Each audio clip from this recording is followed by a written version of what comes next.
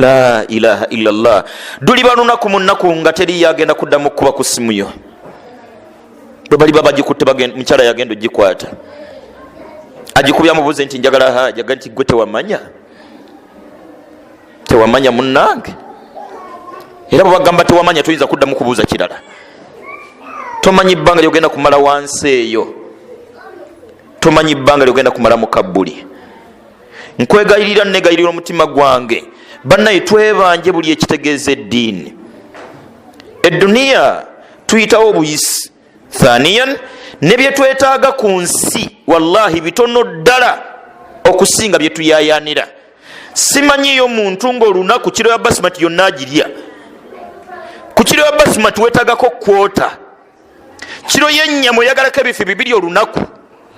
Mu ssanduuko z'engoye zonna z'oyina olunaku oyambalako engoye ezi.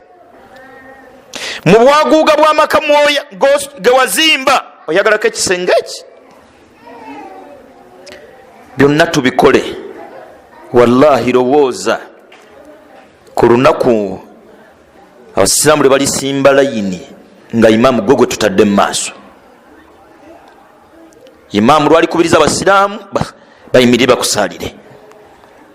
Kaseera ako tekalina biiru yeetaaga kumenya mu mutwe, tekalina sereza landiro zeketaaga, teketaaga fees. Kaseera ako teketaaga maka manene. Kaseera ako teketaaga kika kya mmotoka.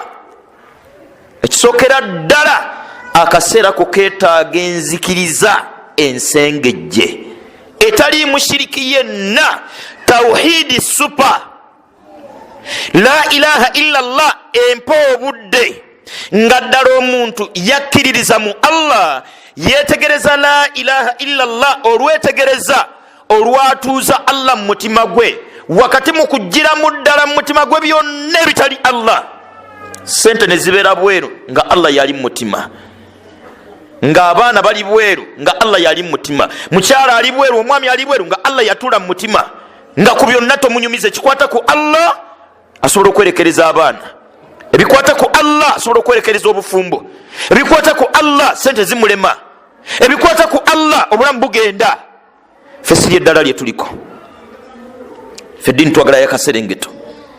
Ampuliriza, akaseera k'okusaalira ak'okukayo kuziika okuteekayo keetaaga enzikiriza eri swafi pyuwa ku ntobo y'omutima nga Allah yatuulayo, ng'okkiriza nti la ilaha illallah, nga toyogera byogere nga kiva ku ntobo ya mutima gwo, nga toyogera byogere ng'omanyi kyekitegeeza, nga toyogera byogere ng'omanyi empagi zaakyo.